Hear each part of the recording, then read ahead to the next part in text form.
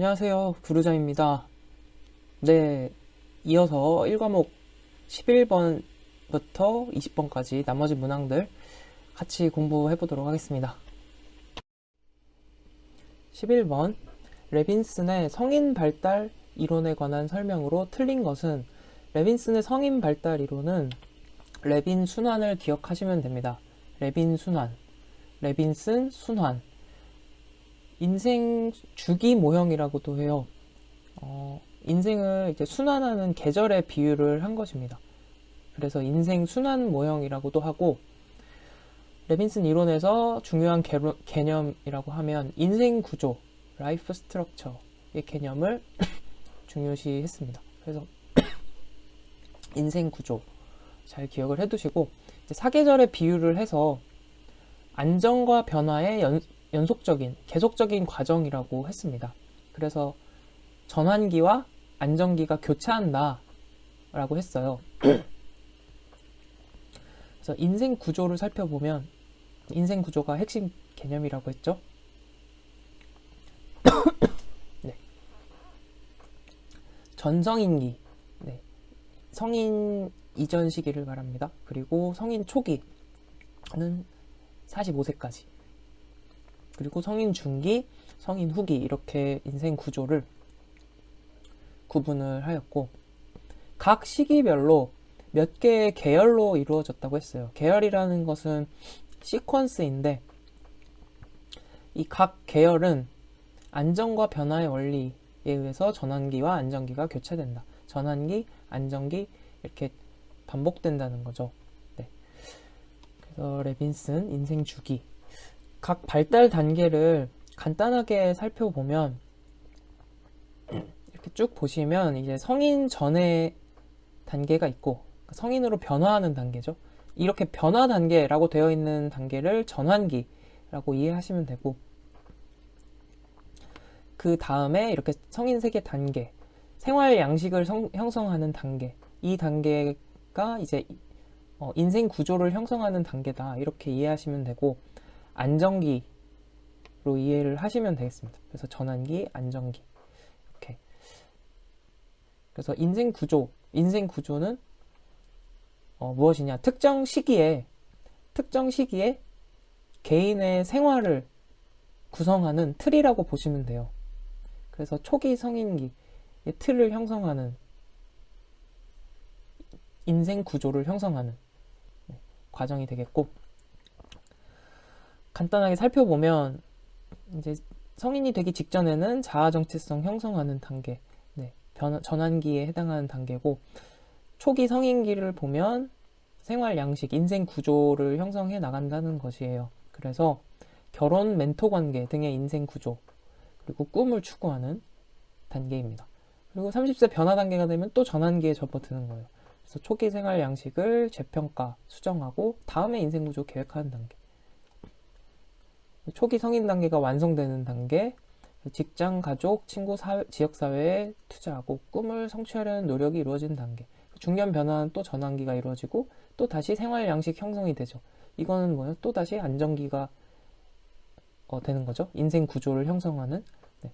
이런 식으로 계속 반복이 되는 거예요. 그래서 중년기 마감 단계에 중년기 완성되고, 그래서 이 안정기 지나면 또 전환기가 돼서 쇠퇴감, 두려움이 찾아오고, 그 다음에 이제 말년에 안정기가 또 다가오면 새로운 생활 양식을, 또 새로운 인생 구조를 또 만들어 나가는, 네. 이런 식의 안정과 변화, 안정기, 전환기, 이렇게 반복 교차되면서 성인이 발달하게 된다. 그래서 특이점은 이제 성인기를 다루고 있죠. 명칭 그대로 성인 발달 이론에서 알 수 있듯이, 성인으로 변화하는 시기부터 이제 인생의 노년기까지를 설명한 이론이다 라고 정리를 해두시면 되겠습니다. 이 성인 발달 단계는 뭐 전부 다 암기를 하기에는 조금 뭐 무리가 있을 수도 있는데, 이렇게 굵은 글씨를 표시해 놓은 굵직굵직한 부분들 중심으로 정리를 하시면, 네, 반복해서 읽으면서 좀 정리하시면 많이 어렵지 않을 것 같습니다. 문제로 들어가면, 레빈슨의 성인 발달 이론에 대한 설명으로 틀린 것은 1번 인생 주기를 4개의 계절로 구분한다. 네, 사계절로 비유한다고 했었죠. 그래서 맞는 얘기고 2번 성인 초기의 주요 과업은 꿈의 형성과 멘토 관계의 형성이다. 그렇죠. 꿈을 추구하고 이제 멘토 관계, 결혼 이런 것들이 해당되죠. 성인 초기. 네. 그래서 이거는 뭐 막 외우는 것도 좋지만 물론 이제 문제에 나온 내용은 반드시 기억을 하셔야 됩니다. 그리고 이거를 다 암기하는 것도 좋지만 우리 삶의 연령대에 비춰봤을 때 그 보통의 사람들이 겪는 인생의 발달 과정을 떠올리시면 어느 정도 이제 부합되는 부분이 있기 때문에 잘 이해하시고 여러 번 좀 반복 복습을 하시면 좋을 것 같아요. 그래서 2번도 맞는 얘기였고요. 3번 안정기는 삶을 침체시키거나 새롭게 만드는 시기다. 침체시키거나 새롭게 만드는 시기는 무엇이라고 했죠? 전환기에 해당되는 내용이죠. 네. 안정기에서는 인생 구조를 형성한다. 생활 양식을 형성하는 시기다. 라고 했습니다. 그리고 인생 구조에는 직업, 가족, 결혼, 종교와 같은 요소들이 포함된다. 그렇죠. 인생 구조가 뭐라고 했었죠? 그러니까 개인의 생활을 이루는 틀, 구조인데 그게 특정 시기에 그래서 특정 시기마다 인생 구조가 형성이 되잖아요. 전환기 거치면 초기 성인 단계 안정기가 오면서 인생 구조를 형성하게 되고 성인의 초기의 인생 구조를 형성하게 되고 또 전환기 이후에 다시 안정기가 오면 또 정착 단계 안정기는 또 다른 인생 구조의 내용이 오잖아요. 그러니까 각 특정 시기별로 인생 구조가 다르다는 것 기억을 해두셔야겠습니다. 그래서 이런 요소들 각 발달 단계에서 인생 단계에서 중요시되는 그런 과업들이 포함이 되는 것이겠죠. 그래서 정답은 3번이 되겠습니다. 네, 넘어갈게요. 12번 직업 상담에서 내담자의 생애 진로 주제를 확인하는 가장 중요한 이유는 생애 진로 주제라는 것은 내담자의 생각, 가치, 태도, 신념 등을 표현하도록 하는 말이라고 보시면 됩니다. 표현하는 주제. 내담자의 생각, 가치, 태도, 신념 등을 표현하도록 하는 주제. 그래서 이러한 생애 진로 주제는 생애 역할을 고려해서 확인할 수 있어요. 그래서 생애 역할이라고 하면 우리가 이제 전생에 걸쳐서 맞는 역할들이 있을 텐데 아들러의 3가지 차원의 생애 역할을 기억을 해두시면 좋겠습니다. 아들러 이론에서 이제 기반한 건데 3가지 차원의 생애 역할이라고 하면 작업자 역할이 있고 학습자 역할이 있고 개인 역할이 있다 정도는 이제 여기에서 이 문제에서 이제 정리를 하고 넘어가시면 좋겠습니다. 작업자, 학습자, 개인 역할. 그래서 생애 진로 주제를 확인하는 목적은 내담자의 사고 과정을 이해하고 행동을 통찰하도록 돕는 거예요. 내담자의 생각이나 가치나 태도, 신념 이런 것들을 표현하도록 함으로써 그래서 생애 진로 주제를 확인하도록 함으로써 내담자의 생각을 이해할 수 있잖아요. 그리고 스스로 자신의 행동 돌아볼 수 있도록 그렇게 정리를 하면 되겠습니다. 문제 1번 내담자의 사고 과정을 이해하고 행동을 통찰하도록 도와주기 때문이다. 이것이 이제 주요 목적입니다. 생애 진로 주제 확인의 주요 목적. 그래서 정답은 1번이 되겠습니다. 그리고 3번은 보시면 작업자, 지도자, 개인이 아니고 어떤 역할이라고 했죠? 작업자, 학습자, 개인의 역할이다. 잘 기억을 해두시면 되겠습니다. 그러면 13번으로 넘어갈게요. 내담자에 대한 상담 목표의 특성이 아닌 것은 상담 목표의 특성, 상담 목표 설정 시 고려사항이라고도 하는데 빈번하게 출제가 됩니다. 보시면 상담 목표 특성, 동방신기 아니고 구원실기라고 하는데요. 누가 하냐고요? 제가 합니다. 구원실기라고 동방신기가 아닙니다. 자, 상담 목표는 이래야 한다라는 거예요. 이런 특성을 가지고 있다. 구체적이어야 합니다. 상담 목표는 추상적이면 안 되죠. 구체적인 명시적으로 구체적으로 드러나야 하고 내담자가 원하고 바라는 것이어야 한다. 내담자가 그래서 협력적으로 협의를 해서 목표를 설정하게 되는 것이죠. 실현 가능해야 한다. 당연하죠. 목표는 실현 가능해야 하는 거잖아요. 상담자의 기술과 양립 가능해야 된다. 기술. 상담자가 활용할 수 없는 학파의 이론이나 기술을 접목을 한다면 그 상담이 효과적으로 이루어질 수 있을까요? 네, 효과적으로 이루어지기 어렵겠죠. 그래서 상담자가 가능한 기술을 활용할 수 있도록 기술과 양립 가능해야 한다. 그래서 구체적이어야 하고 내담자 원하고 바라는 것이어야 하고 실현 가능해야 하고 또 목표는 상담자의 기술과 양립 가능해야 한다. 그래서 구원실기를 기억하시면 되겠습니다. 상담 목표, 구원실기. 그래서 구체적이어야 하고 내담자 원하고 바라는 것, 실현 가능해야 하고 인격 성장을 도와야 한다가 잘못된 내용이 되겠습니다. 넘어갈게요. 14번 크롬볼츠의 사회학습 진로 이론입니다. 네, 같이 한번 살펴볼게요. 크롬볼츠 이 사회학습 이론이라는 이름에서 알 수 있듯이 학습이 키워드인 이론이 뭐였죠? 네, 행동주의 이론입니다. 그래서 행동주의 이론과 관련이 있어요. 행동주의 이론의 영향을 받았다.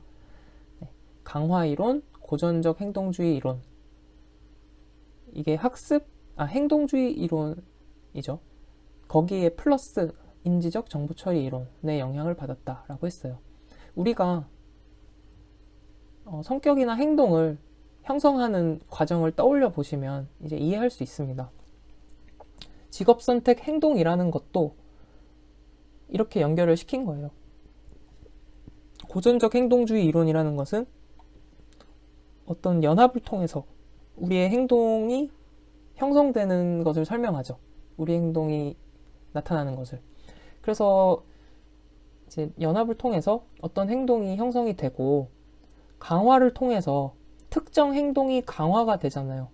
네, 여러 가지 행동을 하게 되는데 그 중에서 강화되는 행동도 있고 그냥 소거되는 행동도 있잖아요. 그래서 강화되는 행동이 있을 것이고 이러한 행동적인 관점을 설명을 한 것이고 거기에 플러스 인지적인 요소를 더해서 설명을 한 거예요. 그래서 그 인지적 요소에 해당되는 것이 인지적 과정, 해당되는 것이 인지적 정보 처리 이론이죠. 인지적 정보 처리 이론은 피터슨입니다. 피터슨의 이론이고 정보 처리, 인간의 정보 처리, 인간의 인지적 과정을 무엇에 비유를 한 이론일까요? 네, 컴퓨터의 정보 처리 과정과 유사하다라고 하면서 인간의 인지적 과정을 컴퓨터 정보 처리 이론에 빗대서 설명하는 이론이 인지적 정보 처리 이론입니다. 그래서 인지를 강조한 이론이죠. 그래서 이러한 행동의 형성 강화 과정과 더불어서 인간의 인지적 과정을 설명한 거죠. 그게 사회학습 이론이 되겠습니다. 네, 학습 이론의 원리를 직업선택 문제에 적용을 했다. 그리고 개인의 독특한 학습 경험을 통해 성격과 행동을 설명할 수 있다. 이것은 우리가 일반적인 관점에서 바라봐도 그렇다 타당한 이야기라고 볼 수 있죠. 독특한 학습 경험이라고 하면 독특한 고유의 학습 경험, 유니크한을 의미합니다. 개인마다 우리가 보고 듣고 느끼는 게 각각 다르잖아요. 체험하는 경험이 각각 다르기 때문에 개인의 성격이나 행동도 개인마다 다 각각 다를 수밖에 없습니다.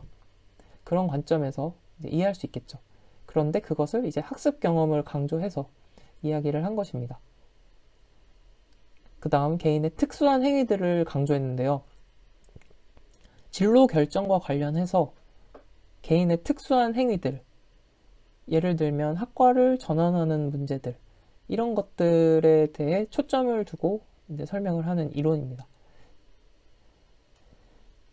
또한 자기관찰 일반화, 세계관 일반화를 통해서 미래의 성공 가능성 예측할 수 있고 현재의 진로 결정을 이해할 수 있다라고 한 것이 크롬볼츠의 이론입니다. 그래서 자기 관찰 일반화, 세계관 일반화를 보면 이것은 이제 특성 요인 이론을 떠올리면서 이해하시면 조금 쉽게 이해할 수 있을 것 같아요. 특성 요인 이론 떠올려 보면 특성 요인 이론의 특성은 무엇이었죠? 내담자의 특성이었습니다. 개인의 흥미, 적성, 가치관 이런 것들이 내담자 특성이었고 특성 요인의 요인은 뭐였죠? 요인, 직업, 성공의 요인이죠. 직업을 성공적으로 수행하는데 요구되는 특성들, 그게 요인이었습니다. 그래서 특성과 요인을 연결시켜서 적합한 직업을 찾는 것이 특성 요인 이론이었잖아요. 즉, 자기 관찰 일반화, 나에 대한 관찰을 확장시키는 거죠.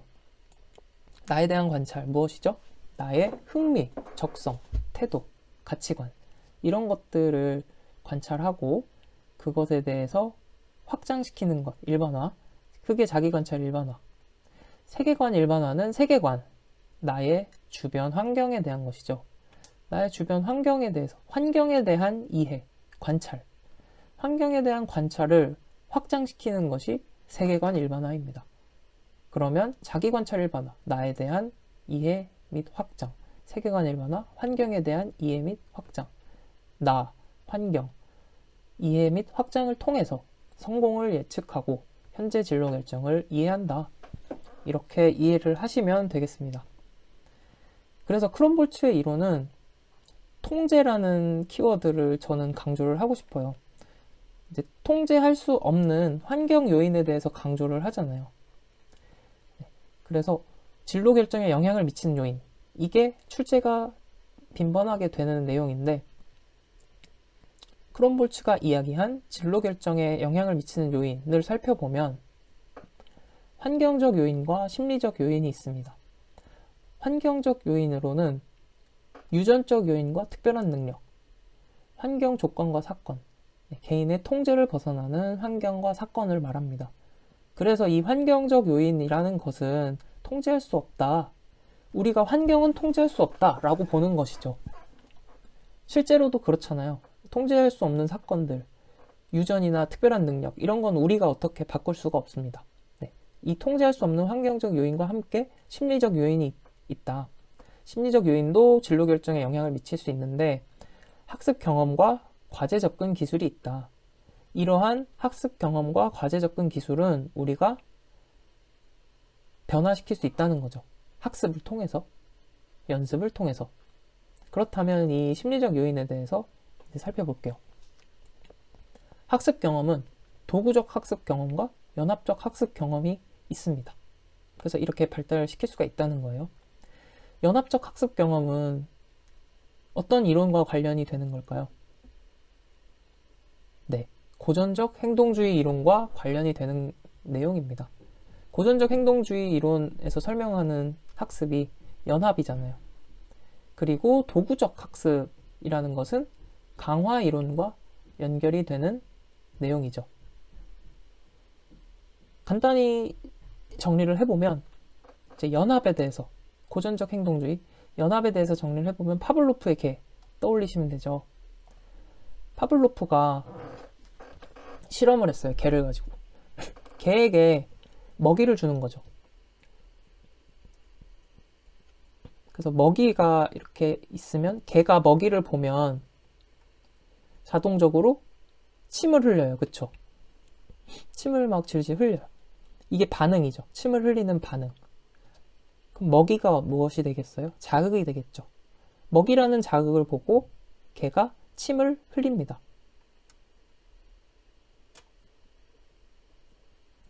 그런데 이 반응은 아무것도 안 한 상태에서의 반응이잖아요. 그냥 자연 상태 그대로의 개의 일종의 본능적인 반응이잖아요. 그렇기 때문에 이것을 무조건적 반응이라고 합니다. 침 흘리는 것은 무조건적 반응이죠.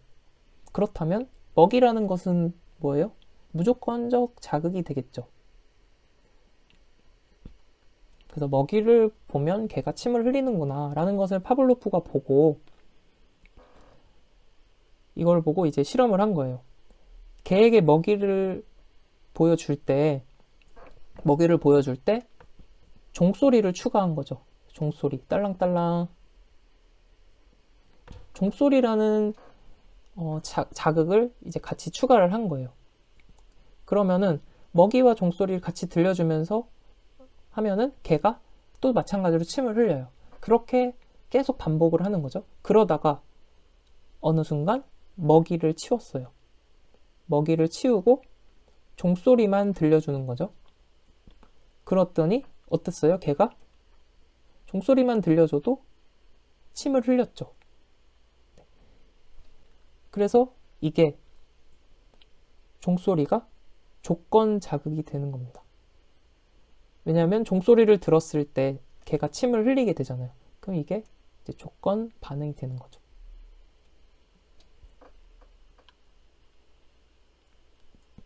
그래서 이 과정을 이제 연합이라고 하는 거예요. 종소리와 침이 연합됐잖아요.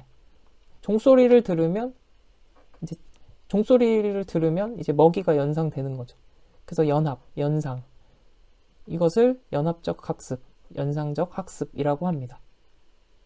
이게 고전적 행동주의 이론에서 얘기하는 연합의 개념이고요. 다음, 강화. 그럼 이렇게 종소리와 침을 이제 연결하는 것이 연합, 이런 학습이라면 도구적 학습은 무엇일까요? 도구적 학습은 이제 강화 처벌에 관한 내용입니다. 자, 도구적 학습은 스키너의 실험이죠. 쥐를 이제 통에 넣고 키우는데 지렛대를 밟으면 먹이통에서 먹이가 나오고 밟지 않으면 이제 먹이통이 그대로 있는 거죠. 네. 지렛대. 네. 그래서 이거를 밟아야 먹이가 나오는 거예요. 근데 처음에 쥐는 이걸 모르죠. 그러다가 우연히 지렛대를 한번 쿵 밟았어요. 그랬더니 먹이가 또르르 나오는 거예요. 그래서 그러다가 또 모른 채로 있다가 어느 순간 또 이거를 또 한번 밟았는데 먹이가 또 나오는 거예요. 그러면서 점점 이 쥐는 학습하게 되는 거죠. 지렛대를 밟는 행동이 먹이를 나오게 하는구나. 내가 지렛대 밟으면 먹이를 먹을 수 있구나 라는 것을 학습하게 되는 거예요. 그러면은 이거는 쥐가 앞으로 어떻게 하겠어요? 지렛대를 밟은 행동을 더 많이 하겠죠. 지렛대 밟는 행동을 더 많이 하는 것을 강화된다고 하죠. 네. 그래서 이렇게 학습되는 것이 이제 강화. 이 지렛대 밟는 행동이 강화되는 거잖아요. 빈도가 높아지잖아요. 이것을 이제 행동이 학습됐다라고 하고 이것을 강화라는 개념으로 설명을 하게 됩니다. 행동을 조작한 거잖아요. 쥐의 행동을 조작해서 지렛대를 많이 밟도록 하는 거잖아요. 행동을 조작했다. 그래서 조작적 조건 형성. 그래서 이것을 도구적 학습이라고 하고 강화 이론이라고 합니다. 정리되셨죠? 그래서 인간의 진로 결정에 영향을 미치는 것은 연합을 통해서 어떤 행동이 형성이 되고 그 다음에 도구적 학습, 강화 통해서 이 행동이 강화되는 거죠. 네. 그런 식으로 진로 결정에 영향을 미친다는 거예요. 그렇게 이해를 하시면 되고 과제 접근 기술은 환경을 이해하고 대처하고 미래를 예견하는 능력 경향이다. 그래서 과제 접근 기술에는 목표 설정, 대안 형성, 직업 정보 획득 등의 내용들이 포함이 됩니다.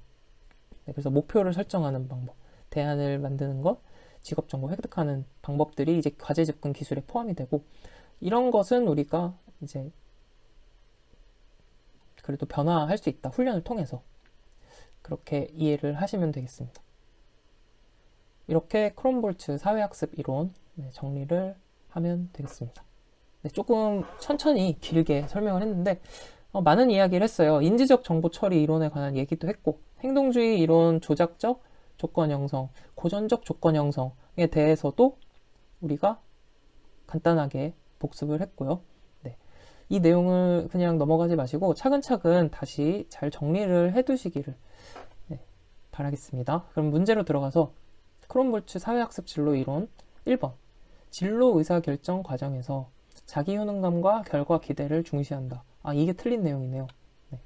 자기 효능감, 결과 기대. 자기 효능감, 결과 기대. 이거는 사회 인지 이론이에요. 사회 인지 진로 이론이라고 해서 이제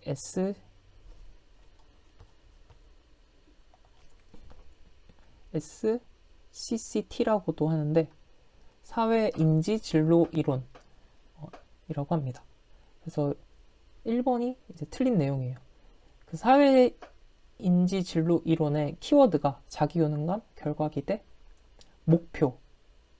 이게 키워드예요. 그래서 이거 반두라와 연관이 있습니다. 반두라의 이론. 그리고 2번 보기를 마저 볼게요. 개인의 환경과의 상호작용을 통해 무엇을 학습했는가를 중요시한다. 네.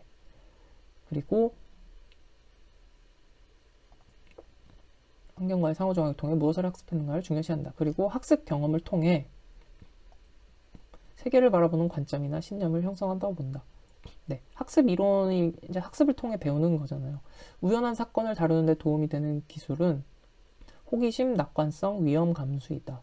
네, 이거는 이제 보기를 통해서 기억을 해두시는 게 좋겠습니다. 그래서 정답은 1번. 넘어갈게요.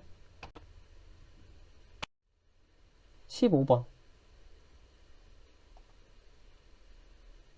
타이드만은 어떤 발달 단계를 기초로 진로 발달 이론을 설명하였는가?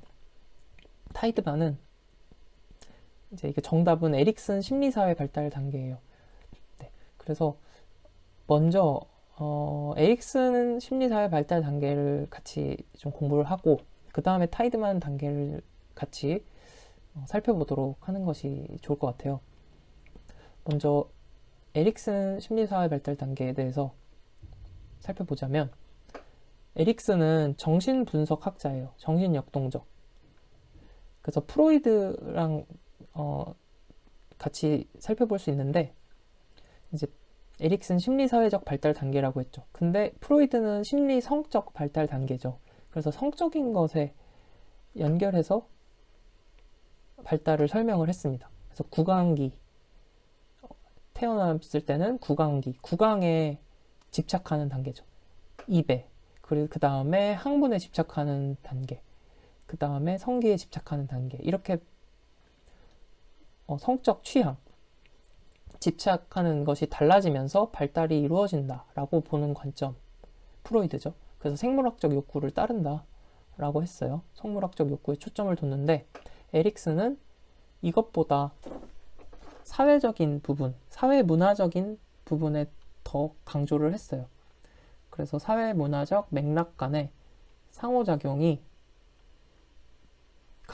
강조를 했고 그래서 전생애에 걸친 발달을 이야기했어요. 프로이드는 성기기가 이제 청소년기에 돼서 이제 끝나요. 그럼 그 이후로는 계속 성기기예요. 그러니까 청소년기 이후에 발달을 설명하지 못하죠. 프로이드의 이론은. 그런데 에릭슨은 오히려 청소년기 이후에 대한 이야기까지 진행을 할 수가 있죠. 왜? 사회문화적 맥락과는 상호작용, 이것을 더 강조했기 때문에 전생애에 걸친 발달을 설명하고 있는 것이 가장 큰 차별점이라고 할 수 있겠습니다. 에릭슨의 심리사회적 발달 단계를 살펴보시면 이렇게 단계가 많이 있어요. 근데 한번 차근차근 정리를 해보는 게 좋은 것 같아서 같이 한번 공부를 해볼게요. 영아기부터 유아기, 초기 이렇게 쭉 돼 있는데 명칭이 뭐 책마다 좀 조금씩 달라요. 이렇게 막 다르게 유아기가 이렇게 다르죠. 어떤 데서는 유아기라고 하는데 어떤 데서는 초기 아동기. 그래서 이게 이름이 조금 헷갈린데 연령에 따라서 이렇다라는 것을 살펴보시면 기억을 하시면 되겠습니다. 그래서 0세에서 1세 시기에는 이제 신뢰, 내적으로 신뢰와 불신감, 간의 갈등이 일어난다는 거예요. 그래서 이 시기에 이 영아기, 유아기 이 시기의 발달은 신뢰감 그리고 불신감의 내적인 갈등에 의해서 서로 발달하게 된다. 서로가 아니고 내가 자아가 발달하게 된다 라는 의미예요. 그래서 이 시기에는 세상에 대한 신뢰를 수립하는 시기이고 프로이드의 이론에서는 구강기에 해당됩니다. 구강기라는 것은 입이잖아요. 구강에 초점을 맞춘 거예요. 구강의 쾌락, 구강의 욕구. 그래서 모유수유랑 관련을 지을 수 있습니다. 네, 모유수유. 그래서 입 주변에서 성적인 만족을 얻는 거예요. 프로이드의 이론에서는. 네. 근데 이것을 이제 에릭슨은 또 이제 심리적 특징과도 연결시켜서 또 설명을 하죠. 그래서 이런 영아기, 유아기, 0에서 1세 시기에는 이제 신뢰를 형성하게 되는데 엄마가 그러니까 구강으로 충족이 된다고 했잖아요. 프로이드 이론에서. 그러니까 뭐 예를 들어 먹을 것을 엄마가 줄 것이다. 내가 배고플 때. 그런 신뢰감. 더 나아가서 이제 자신에 대한 믿음이 될 수도 있고 주변 환경에 대한 믿음이 될 수도 있어요. 엄마가 분리불안 있잖아요. 엄마가 잠시 안 보이면은 그것에 대해서 이제 신뢰가 발달되는 아이들은 상대적으로 더 불안을 덜 느끼게 되죠. 그런데 이제 그 반대, 불신이 높은 아이들은 엄마가 눈에 보이지만 않아도 엄청 난리가 나게 되고. 그래서 그런 것들, 신뢰와 불신을 형성하게 되는 그 단계가 이제 영아기 단계가 되겠습니다. 그래서 이게 어느 하나만 존재하는 게 아니라 두 개가 서로 갈등하면서 서로 위기 겪으면서 자아가 형성되어 나간다는 거예요. 그 시기를 지나서 이제 자율성, 수치심과 회의가 갈등하게 되는 시기가 1에서 3세 시기인데 이때는 이제 의지와 통제력이 발달하게 되고 프로이드 이론에서는 초점이 학문에 있습니다. 학문. 쉽게 따지면 이 아이들이 막 이야기 막 똥꼬 막 이런 얘기도 많이 하고 그러잖아요. 네. 그래서 학문에 초점을 두는 시기인데 배변 훈련을 생각하시면 됩니다. 배설을 참거나 배설을 통한 쾌감을 느끼는 시기죠. 네. 그래서 그러한 쾌감을 뭔가 극대화하기 위해서 일부러 막 참고 있다가 터뜨리기도 하고 그런데 이거를 아무렇게나 이제 배변을 하게 되면 어떻게 돼요? 주변 환경에 통제를 받게 되죠. 사회적 통제. 부모님에게 통제를 받게 되고. 네. 그래서 이러한 자율성과 또 이런 억제된 것에 대한 사회적 억제를 받는 것에 대한 수치심, 회의 이런 게 갈등하게 되는 시기라고 보는 거예요. 나의 의지와 그 주변 환경의 영향 이것과 이제 갈등하게 되는 거죠. 그런 의미에서 이해하시면 됩니다. 그래서 이런 수치심도 이제 반드시 나쁘다고 볼 수가 없는 게 통제력을 또 발달시키는 계기가 되는 거잖아요. 자율과 함께 통제력. 그래서 이 자율성, 수치심이 서로 갈등하면서 자아가 발달하게 되는 시기. 1에서 3세 시기가 되겠습니다. 이 시기가 이제 지나가게 되면 3에서 5세 주도성과 책임감이 서로 갈등하는 시기가 옵니다. 이때는 프로이드 이론에서는 남근기라고 해요. 주도적으로 삶에 관여하고 목표하고 가치를 추구하려고 하는 시기라고 에릭슨은 보았습니다. 그래서 주도성이라는 것은 이제 뭔가를 만들어내는 행동, 또 나의 세상에 대해서 내가 책임을 지는 그런 행동을 말하는데 이제 죄책감이라는 것은 이제 프로이드 이론에서 남근기 오이디푸스 컴플렉스를 떠올려 보시면 됩니다. 오이디푸스 컴플렉스란 이제 이 연령대의 남자 아이가 엄마에 대해서 이제 이성적인 사랑을 느낀다 라는 것을 오이디푸스 컴플렉스라고 설명을 했죠. 그런데 그게 현실적으로 지금 사회적 통념에 이제 맞는 이야기인가요? 네. 아들이 엄마를 이성으로서 사랑한다. 말이 안 되는 얘기잖아요. 그렇기 때문에 이 아이는 또 죄책감도 느끼게 돼요. 왜냐하면 초자라는 것이 억제를 시키거든요. 초자라는 것은 프로이드 이론에 나오는 얘기죠. 정신역동적 이론에. 초자라는 것은 인간의 성격 구조가 뭐라고 했죠? 그 프로이드 이론 우리 영상에서 보신 분들은 기억이 나실 것 같아요. 원초와 자아, 초자 이렇게 있다고 했어요. 성격 구조. 그런데 원초와는 무의식을 관장하는 성격 요소이고 자아는 현실 원칙에 따른다. 그래서 원초와는 쾌락 원칙, 자아는 현실 원칙. 그 너머의 초자아는 도덕 원칙을 따른다고 했어요. 그래서 이 초자가 역할을 하게 되는 거예요. 초자가 형성이 되는 거예요. 엄마에 대한 사랑. 그거는 이제 도덕적으로 말이 안 되는 거잖아요. 그렇기 때문에 초자의 억제를 받고 그러면서 이제 죄책감과의 갈등이 되는 거죠.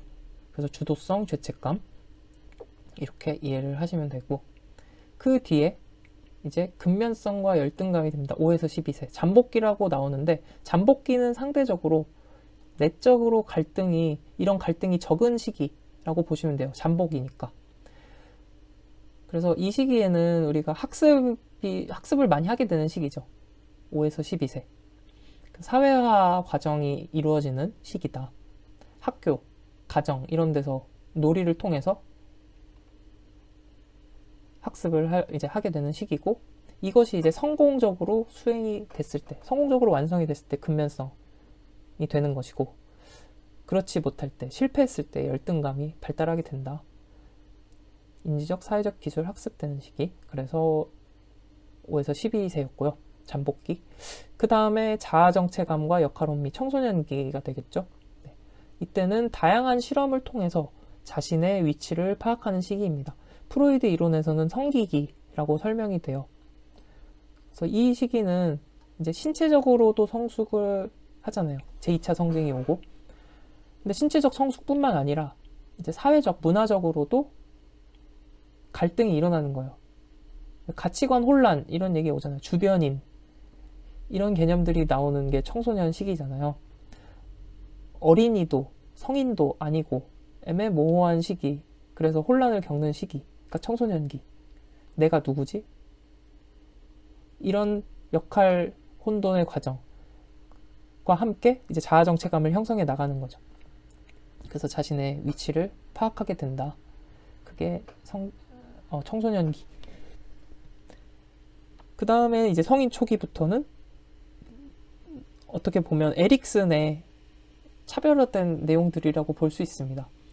청소년기까지는 프로이드 이론이 설명을 하지만 이 이후에 삶의 단계에서는 프로이드는 설명하지 못해요. 왜냐면 어린 시기에 다 삶의 그게 결정이 된다고 보잖아요.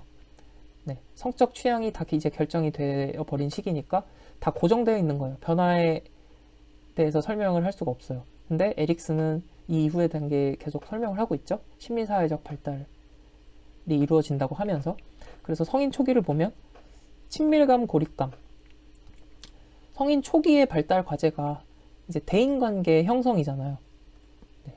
그래서 친밀한 대인관계가 이제 형성되는 시기. 그래서 성공하면 친밀감이 형성되지만 실패하면 고립감이 높아지는 시기가 성인 초기가 되겠습니다. 네. 그 다음 중년기 들어가면 성인기. 24세에서 65세까지를 생산성과 침체성의 이제 갈등을 통해서 자아가 발달하는 시기다라고 했습니다. 생산성이라는 것은 다음 세대를 위한 생산, 희생, 자녀 출산, 양육 뿐만 아니라 능력을 후세에 전세해주는, 다음 세대에 전달해주는 이런 것들까지 다 포함되는 개념이라고 보시면 되겠습니다. 그래서 어떻게 보면은 그런 작업들은 희생이 필요한 작업이죠. 그런데 이것이 제대로 이루어지지 않는다라고 하면 자기 침체가 되는 거예요. 그래서 생산성과 침체성의 이제 대립. 마지막 노년기는 쇠퇴하는 시기예요. 삶을 좀 이제 어떻게 보면 정리하는 시기라고 볼 수 있죠. 정적인 시기.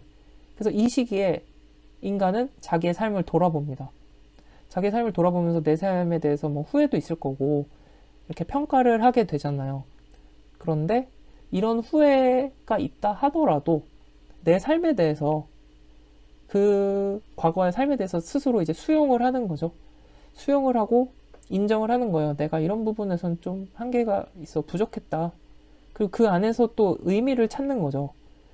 그렇게 되면 자아 통합을 이룰 수 있다는 거예요. 근데 그게 되지 않고 그냥 오히려 후회만 남고 절망하고 나에 대해서 부정적인 인식만 남는다. 그게 이게 절망감에 해당이 되는 거죠. 자아 통합에 실패한 경우. 그래서 자아 통합과 절망감의 대립, 갈등. 네. 이 단계가 노년기가 되겠습니다.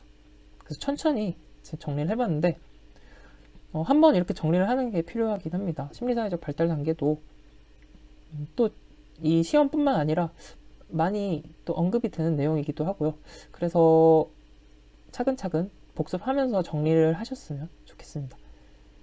신자주 긍정친 생통, 신자주 긍정친 생통, 신뢰, 자율성, 주도성, 근면성, 정체감, 자아 정체감이죠. 친밀감, 생산성, 통합, 자아 통합이죠. 이렇게 정리를 해봤습니다. 에릭슨 심리사회적 발달 단계. 그래서 이 에릭슨의 발달 단계를 기초로 해서 타이드만은 진로 발달 이론을 설명했다는 거예요. 자, 그럼 어떻게 설명했는지 한번 넘어가서 타이드만 이론으로 들어가겠습니다. 타이드만과 오하라의 발달 이론. 네, 자아 정체감을 강조했죠. 자아 정체감이 키워드입니다. 그래서 심리사회적 발달 이론에서도 청소년기 자아 정체감 중요하게 했고 또 이제 자아를 발달시켜 나가는 과정을 이제 각 단계별 갈등으로 설명을 했죠. 네. 직업 정체감, 자아 정체감, 그리고 에릭슨의 심리사회적 발달 단계에 영향을 받았다. 발달 과업 처리 수행을 강조했어요. 각 단계별로 처리해야 할 발달 과제가 있다. 에릭슨 이론에서도 각 단계별로 자아가 발달되어가는 갈등이 있었잖아요. 그 갈등을 해소하면서 자아가 발달해 나간다라고 봤잖아요. 신뢰, 불신 그런 것들 이런 식으로. 그래서 계속적으로 자아가 분화, 통합하는 과정이다 라고 설명을 하는 것이 타이드만 오하라의 이론입니다. 분화, 통합이라는 것은 직업을 구체적으로 이제 학습을 하면서 자아가 발달해 나가는 과정이라는 거예요. 분화, 통합. 네, 학습해 나가면서 발달한다. 그러니까 분화라는 건 내적으로 일어나는 거잖아요. 그래서 쉽게 말해서 비유를 하자면 우리가 체세포 분열의 비유를 할 수가 있지 않을까. 네, 저는 체세포 분열의 비유를 합니다. 우리의 체세포가 이제 분화하잖아요. 체세포 분열을 하면은 세포가 분화가 되는데 그게 우리의 성장을 일으키는 분열이잖아요. 그래서 분화 통합이라는 것은 체세포 분열을 통해 우리가 성장해 나가는 그런 과정으로 이해를 하시면 될 것 같아요. 그래서 진로적으로 보자면 이렇게 인지적으로 점점 분화가 되잖아요. 학습을 통해서 인지적으로 분화가 되는데 이렇게 분화를 하는 것은 우리가 직업 세계에 있어서 신뢰, 불신, 우리 영아기 때 신뢰, 불신의 갈등이 나왔듯이 직업 세계에 대한 신뢰, 불신 이런 것들을 해결하는 과정이라고 볼 수 있어요. 왜냐하면 계속 학습해 나가면서 분화를 하니까. 네, 그렇게 이해를 할 수도 있습니다. 그리고 의사결정에 관한 발달 이론이잖아요. 그래서 의사결정 발달 이론이다. 구체적인 단계를 좀 살펴볼게요. 의사결정 과정. 전직업기와 적응기로 구분이 됩니다. 전직업기라는 것은 직업을 갖기 전이죠. 네, 예상하는 시기. 그래서 예상기라고도 하고 기대가 초점이 맞춰진 기대를 강조하는 시기가 전직업기, 예상기가 되겠고, 적응기라는 것은 직업에 적응하는 거니까 실천하는 시기죠. 실행 및 조정에 초점을 두는 시기, 적응기, 실천기, 실행 및 조정. 전직업기 살펴보시면 탐색기, 구체화기, 선택기, 명료하기 이렇게 되어 있어요. 탐색기는 말 그대로 진로 목표, 대안 탐색을 하는 단계고, 구체화기는 구체적으로 준비하는 단계, 진로 방향을 구체화하는 시기가 구체화. 그러니까 탐색에서 탐색하고 구체화해서 진로 방향을 구체화하는, 그리고 의사결정을 해야겠죠. 그게 선택기가 되겠습니다. 의사결정하고, 명료하기에서는 명료화한다. 불확실한 거를 확실하게 만드는 거잖아요. 자신의 의사결정 선택에 대해서 다시 신중하게 분석하고 검토함으로써 의사결정에 대한 확신을 더 갖게 되는, 명료하게 하는 그런 시기가 되겠습니다. 적응기로 가면 이제부터는 이제 실행하는 시기잖아요. 수능기, 직업 환경에서 직업 활동을 하면서 인정과 승인을 얻고자 하는 수용적 자세. 이건 우리가 회사에 딱 근무할 때를 떠올려서 보시면 됩니다. 신입사원일 때를 떠올리세요. 수능기. 신입사원은 뭐 잘 보이고 싶죠. 무조건 예예. 그렇습니다. 마음에 안 들어도 일단은 예예 합니다. 처음엔 다 그렇죠. 그러다가 이 회사는 너무 부조리가 많아. 아 진짜 말이 안 돼. 상식적이지 않아. 이러면서 변하죠. 개혁기입니다. 강경 주장적 태도. 이제 내 목소리를 내기 시작해요. 우리 회사 이래서는 안 됩니다. 바꿔야 합니다. 이러면서 개혁하고자 하는 마음. 이때가 개혁기입니다. 그러다가 이제 조금 온건해지는 거죠. 통합기. 집단의 일원으로서 새로운 자아 개념을 형성하는 시기, 통합하게 됩니다. 그래서 이제 내 얘기만 하는 것이 아니라 조직의 상황도 어느 정도 이해하게 되고, 그러면서 나와 조직의 요구간을 균형을 맞추게 되는 시기, 타협과 통합을 이루는 시기가 이제 통합기라고 봤습니다. 그래서 이렇게 의사결정 과정, 진로 발달, 이런 것들을 설명한 이론이다. 그래서 단계를 기억을 하시면 좋은데, 암기는 이제 이렇게 정리를 해봤습니다. 전직, 타이드만은 이제 직업 상담사예요. 직업 상담사인데, 물론 진짜가 아니겠죠? 네. 타이드만 직업 상담사인데, 전직은 이제 탐구 선명하게 했어요. 타인에 대해서 이제 전직을 탐구 선명하게 잘 했어요. 근데 이 사람이 가서 적응이 순개똥이라는 거예요. 네. 무슨 얘기냐? 타이드만 전직업기에는 탐구 선명하게 했다. 탐색기, 구체화기, 선택기, 명료하기. 탐색기, 구체화기, 선택기, 명료하기. 이렇게 전직업기에는 4가지. 그 다음 적응기, 실천기에는 적응은 순개똥으로 했어요. 그쵸? 수능기. 처음에 수능. 개혁, 바꾸고 싶어. 통합. 나와 직장, 조직 간의 이제 통합을 이루는 시기죠. 이렇게 암기를 하시면 되겠습니다. 그래서 아예 이 지금 공부한 이번 기회에 심리사회적 발달 이론, 에릭슨의 이론과 타이드만 오하라 이론을 연결해서 아예 한 번에 그냥 정리를 해버리시면 좋을 것 같아요. 네, 뭐 뒤에도 타이드만 이론 나오는데 그때는 가볍게 보고 넘어갈 수 있도록 복습하시면서 잘 정리를 하시면 되겠습니다. 다음 넘어갈게요. 상담 윤리 강령의 역할과 기능을 모두 고른 것은? 기업, 내담자의 복리 증진. 네, 내담자의 복리 증진. 지역사회의 도덕적 기대를 존중해야 합니다. 그리고 전문직으로서의 상담 기능을 보장합니다. 상담자 자신의 사생활과 인격 보호도 중요하죠. 직무 수행 중에 갈등 해결 지침을 제공합니다. 상담 윤리 강령은. 그래서 이게 다 맞는 내용이고 중요한 내용입니다. 정답 4번인데 상담 윤리 강령이라는 것은 또 이제 강령에 대한 문제가 나오기도 하는데, 이것은 이제 문제를 통해서 학습해 나가는 것이 가장 효율적이지 않을까 생각을 하고요. 왜냐면은 분량이 굉장히 많거든요. 방대한 양이기도 하고. 그래서 문제가 나오면 그 선택지 내용들에 대해서 확실하게 숙지를 하고 넘어가시는 것이 이제 가장 효과적일 것 같습니다. 그래서 이 내용들 잘 정리를 하시고 기억하시면 되겠습니다. 정답은 4번. 인지적, 정서적 상담에 관한 설명으로 틀린 것은 REBT에 관한 이야기죠. 네, 정답이 먼저 나왔네요. 우선 이게 앨리스에 대해 개발된 것 맞죠? 네, 앨리스에 의한 REBT, 인지, 정서, 행동 상담이라고도 하고 인지적, 정서적 상담, 뭐 합리적, 정서적 행동 치료 이렇게도 얘기를 하는데 내담자의 행동적, 정서적 문제는 원인이 뭐라고 했죠? 비합리적 신념, 비합리적 사고라고 봤습니다. 그리고 ABC 이론을 적용한다. ABCDE, F까지도 얘기하죠. 이 이론을 적용하는 것이 REBT. 성격 자아 상태 분석은 뭐예요? 네, 교류 분석 상담에 해당하는 내용입니다. 교류 분석 상담, 자아 상태,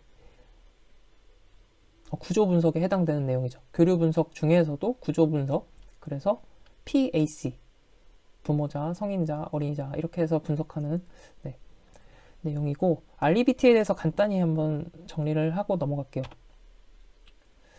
인지정서행동치료, REBT, 앨리스입니다. 인지정서 행동적 상담, 합리적 정서행동치료라고도 하고 말 그대로 인지이론, 인지가 중요하죠. 인지가 제일 중요한데 인지이론에다가 행동주의 개념이 결합된 그런 치료 이론입니다. 위에 보기에서 봤듯이 비합리적 비논리적 신념이 이제 정서 행동 문제의 원인이 된다라고 보는 이론이죠. 비합리적 비논리적 신념. 이것을 수정하는 것이 그래서 목표가 되겠습니다. 비합리적 비논리적 신념이 원인이 되고 정서 행동 문제의 원인이 되고 그렇기 때문에 REBT의 목표는 비합리적 비논리적 신념을 적응적인 신념으로 대체하는 것이 목표입니다. 그래서 역기능적 사고 원인이 되는 것이고 논박을 통해서 비논리적 신념을 합리적인 신념으로 대체하는 것이죠. 그래서 적극적인 논박이 활용됩니다. 네, 사고의 변화를 이끈다고 했죠. 비합리에서 비합리에서 합리적인 사고로. ABCD 모델은 뭐였나요? 간단하게 또 정리를 해볼게요. A 하면은 선행사건이었습니다. 네, 선행사건이 일어나고 B 하면 빌리프 시스템, 신념 체계죠. 네, A라는 선행사건을 통해서 형성된 비합리적 신념 체계, 그게 빌리프에 해당되는 내용이고 C는 컨시퀀스, 이 비합리적 신념에 의해서 나타나는 결과, 예를 들면 우울증, 불안, 이런 결과가 나타나게 된다. 비합리적 신념에 의해서. 그러면 이러한 비합리적 신념을 D단계에서 논박을 하게 되죠. 디스퓨트, 논박. 그래서 논박을 하게 되고 이 논박의 결과 이펙트가 결과입니다. 결과 어떻게 되죠? 이 논박한 결과 이 사람은 이제 비합리적인 신념이 합리적인 신념으로 대체하게 되는 거죠. 좀 긍정적인 생각을 갖게 되고 현실적인 생각을 하게 되는 거죠. 그렇게 되고 F는 들어가는 것도 있고 뭐 안 들어가는 교재도 있는데 F는 feeling, 비합리적 신념을 대체하고 나서 그 이후에 내담자가 겪는 감정, 느낌 이런 것에 대한 부분, 변화되는 부분이 F에 해당하는 내용이 되겠습니다. 그래서 ABCDEF는 내용을 기억을 해두시면 되겠습니다. 그 다음에 REBT에서 활용하는 기법들을 보면 이제 인지, 정서, 행동 치료잖아요. 그러니까 인지적으로도 개입할 수 있고 정서적으로도 개입할 수 있고 행동적으로도 개입할 수 있습니다. 그래서 정서에 개입하는 정서 기법을 먼저 살펴보면 인지정서심상법, 역할연기, 수치공격연습, 무조건적 수용 등이 있는데 하나씩 살펴보면 인지정서심상법, 심상, imagery잖아요. 심상, 마음속으로 상상한다. 심상. 떠올리는 거예요, 마음속으로. 부적절한 느낌을 생생하게 떠올리는 거죠. 그리고 이 부정적인 느낌을 적절한 느낌으로 바꾸어서 상상하는 연습을 하는 거예요. 그래서 이 정서가 부정적으로 느끼는 거를 긍정적으로 느끼도록 바꿔서 연습하는 거죠. 이게 효과가 있습니다, 실제로. 그래서 이런 연습을 하는 것이고, 역할 연기는 역할을 바꿔서 다른 사람의 역할을 맡아봄으로써 나의 비합리적 사고를 볼 수 있겠죠. 비합리적 신념, 깨닫게 하는데 초점을 두고 있다. 역할 연기. 무조건적 수용. 이거는 이제 상담자의 태도에 관한 이야기죠. 상담자가 수용을 해주는 거예요. 내담자에 대해서. 언어적, 비언어적. 말을 통해서 또는 뭐 표정, 행동, 이런 것을, 몸짓, 이런 걸 통해서 수용을 해주는 것이 정서를 건드리는, 정서에 개입하는 기법이다. 다음 행동 기법은 행동을 건드리는 거죠. 행동을 변화시키는 거예요. 자기관리, 그리고 강화 처벌, 아까 했죠. 조작적 조건 형성, 체계적 둔감화. 체계적 둔감화 앞에서 했어요. 그쵸? 네. 다시 정리. 3단계 뭐였죠? 첫 번째, 근육 이완 훈련. 두 번째, 불안 위계 목록 작성. 마지막 세 번째, 둔감화. 이 과정을 거친다고 했습니다. 상상 노출이라고 했죠. 점진적, 단계적으로 접근한다. 노출한다. 됐습니다. 자기 표현 훈련. 네, 자기 주장 훈련, 자기 표현 훈련. 이런 걸 통해서 개입을 할 수 있습니다. 그리고 인지기법은 사고에 접근하는 거죠. 말 그대로 이게 인지기법 사고니까 비합리적 사고에 접근해서 비합리적 사고를 변화시키는 것. 비합리적 신념, 논박하기. 논박을 통해서 변화시킨다. 내담자의 언어를 변화시킴으로써 내담자의 인지를 바꿀 수 있습니다. 언어를 변화시킨다는 것은 뭐뭐 해야 한다 라는 당위적인 표현에서, 강한 표현에서 표현을 약간 우회시키는 거예요. 순화시키는 거죠. 뭐뭐 하고 싶다, 뭐뭐 하겠다, 이런 표현으로 변화시킴으로써 내담자의 사고를 수정할 수 있다, 변화시킬 수 있다. 네, 이런 기법들 정리해보았습니다. 다음 문제로 이제 넘어갈게요. 네, 하렌이 제시한 진로 의사결정 유형. 자, 이건 간단하게 정리해볼게요. 하렌의 진로 의사결정 유형은 합직이에요. 하렌은 합직이에요. 하렌은 별명이 합직이에요. 합직이. 네. 왜냐면요. 하씨거든요. 하렌 합직이. 우리 초등학교 때 별명 지을 때 이렇게 성씨나 이름 가지고 별명 짓잖아요. 제일 원초적인 방식이죠. 우리가 별명을 짓는. 네. 그래서 저도 해봤습니다. 하렌은 합직입니다. 합주기, 합직이. 첫 글자를 따서 합직이라고 했는데, 합리적 유형, 직관적 유형, 의존적 유형. 하렌은 합직이다. 합리적 유형이라는 것은, 그러니까 제목 떠올리시면 뭐 다 이해가 됩니다. 제일 합리적인 유형이에요. 정확한 정보를 수집해서 신중하고 논리적이고 체계적으로 의사결정을 해나가는 단계, 해나가는 유형. 그래서 결정에 대한 책임도 기꺼이 수용하는 합리적인 유형이 되겠습니다. 직관적인 유형은 직관으로 선택하는 거예요. 상상에 기초해서 감정이나 정서적 자각을 사용한 의사결정 유형입니다. 직관적 유형. 그리고 논리적으로 이렇게 예견하기보다는 직관을 사용한다는 거죠. 감정, 정서적 자각. 약간 feel을 중요시하는. 그래서 정보 수집 활동을 하지 않고. 이런 유형이 직관 유형. 의존 유형은 타인에게 의존하고 남 탓하는 거죠. 결정에 대한 책임을 부정하는 겁니다. 외부로 책임을 돌립니다. 그리고 의존적이고 순종적이고 수동적이고 의사결정에 있어서 타인에게 의존하는, 그게 의존적 유형. 합직이, 하렌 합직이. 그래서 문제로 들어가면 의사결정에 대한 책임을 부정하고 외부로 책임을 돌리는 합직이 중에 의존이죠. 네, 그래서 정답은 4번이 되겠습니다. 19번. 다음 중 효과적인 적극적 경청을 위한 지침과 거리가 먼 것은? 네, 적극적 경청이란 내담자의 언어적인 의미, 비언어적 의미를 모두 이해하는 것을 말합니다. 그러니까 말 내용만 듣는 것이 아니라 비언어적 의미, 그 사람이 이 이야기를 하면서 표정은 또 다를 수도 있고 또 뭔가 몸짓을 막 손을 뭔가 만지작거린다던가 뭐 약간 다리를 떤다던가 이런 비언어적인 요소의 의미도 이제 이해하는 것이 필요합니다. 그래서 언어적, 비언어적 의미를 모두 이해하는 것. 이러한 적극적 경청은 내담자가 자신의 감정이나 생각이 존중되고 수용받는 느낌을 받게 해주죠. 나에게 온전히 초점을 두고 들어주고 있다는 생각을 받잖아요. 그러니까. 그런데 이제 적극적 경청을 할 때는 상담자는 이제 내담자의 이런 음조나 말의 톤이죠. 음조나 일반화, 빠뜨린 내용, 왜곡된 내용 이런 것들을 잘 들어야 합니다. 그리고 표현이 불일치한 부분이 있는지 그런 것도 인식을 하면서 들어야 합니다. 적극적의 의미가 되겠죠. 그래서 적극적 경청을 위한 지침과 거리가 먼 것은 사실 중심적으로 경청한다. 네.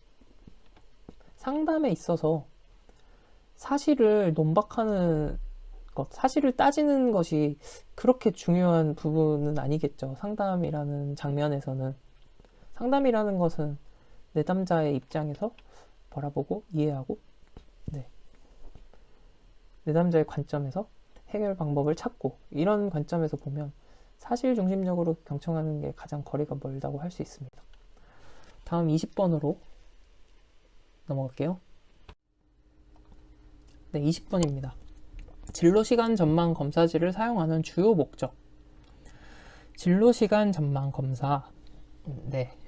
진로시간 전망이란 진로에 관한 과거, 현재, 미래의 정신적 상입니다. 정신적 상이라는 것은 이미지이죠. 그래서 과거, 현재, 미래 각각에 대해서 내가 진로와 관련해서 갖고 있는 정신적인 이미지를 말하는 겁니다. 어떤 이미지를 갖고 있는가? 이러한 작업은 미래에 대한 내담자의 관심을 증가시키려는 목적이 있어요. 초점은 미래예요. 진로시간 전망, 초점은 미래다. 네. 그래서 현재 행동을 미래 목표에 연결시키는 것입니다. 미래에 초점을 맞추고 내담자가 자신의 미래를 설계하도록 하는 작업이 진로시간 전망 검사입니다. 그래서 이러한 진로시간 전망 검사는 진로 계획 그리고 미래에 대한 긍정적인 태도를 강화시킬 수 있어요. 그리고 미래가 실제인 것처럼 느낄 수 있도록 하는 것이 진로시간 전망 검사입니다. 이걸 하는 목적은 미래에 초점을 두고 있는 거라고 했죠. 진로 의식이나 희망을 고취시키는 것이 목적이고 내담자로 하여금 목표 설정을 하도록 촉구하는 목적도 있습니다. 또한 미래를 계획하는 데 있어서 내담자가 계획 기술을 연습할 수 있도록 하는 목적도 있습니다. 진로시간 전망 검사는 이렇게 간단히 정리할 수 있는데 대표적인 걸로 코틀의 원형 검사가 있어요. 예를 들어서 좀 말씀드리면 조금 이해가 더 편할 것 같습니다.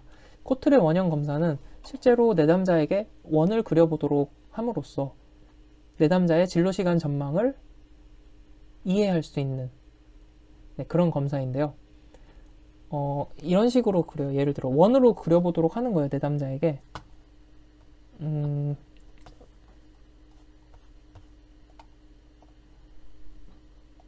자, 여기서 과거, 현재, 미래를 원으로 그리라는 거예요. 원형 검사니까.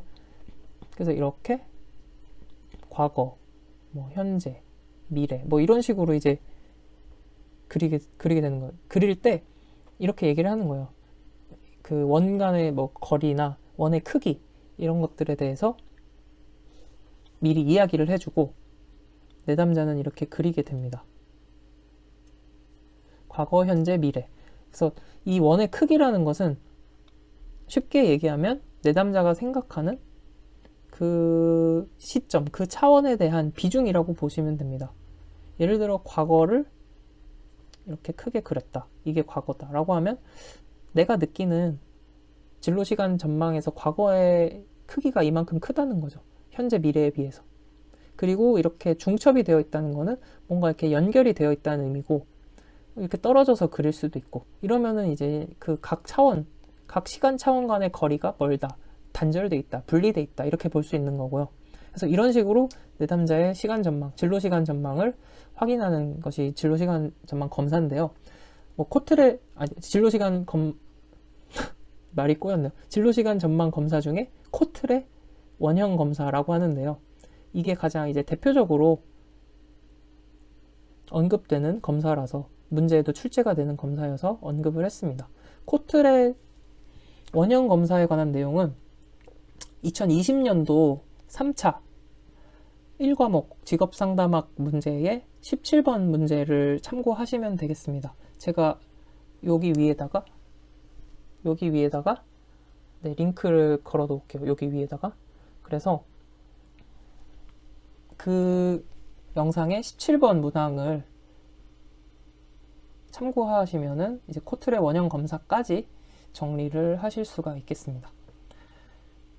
그러면 문제로 들어가서 진로 시간 전망 검사지를 사용하는 주요 목적과 가장 거리가 먼 것은, 네, 목표 설정을 촉구하는 목적이 있다 했죠. 계획 기술을 연습하는 목적, 진로 의식을 고취하는 목적이 있다고 했습니다. 미래의 초점. 근데 진로 계획 수정이 아니겠죠. 그래서 정답은 3번. 이렇게 해서 오늘 2022년 1차 기출문제 직업상담학 과목 기출문제 공부를 모두 마쳤습니다. 오늘은 좀 설명한 내용이 많아서 영상이 조금 길어졌네요. 차근차근 복습하시고 이해하시면서 복습을 하시면 좋겠습니다. 무조건 외우는 건 좀 너무 힘들잖아요. 제가 가장 좀 모르겠어요. 제가 가장 힘들어해서 그런지 몰라도 제가 가장 힘들어하는 방법이기도 하고, 공부가 이해가 되면 또 재밌으니까요. 오랜 시간 고생 많으셨고 오늘도 즐거운 일이 있으셨으면 좋겠습니다. 도움이 되셨다면 좋아요, 구독도 눌러주시면 감사하겠습니다. 그럼 다음 영상으로 다시 돌아오겠습니다. 감사합니다.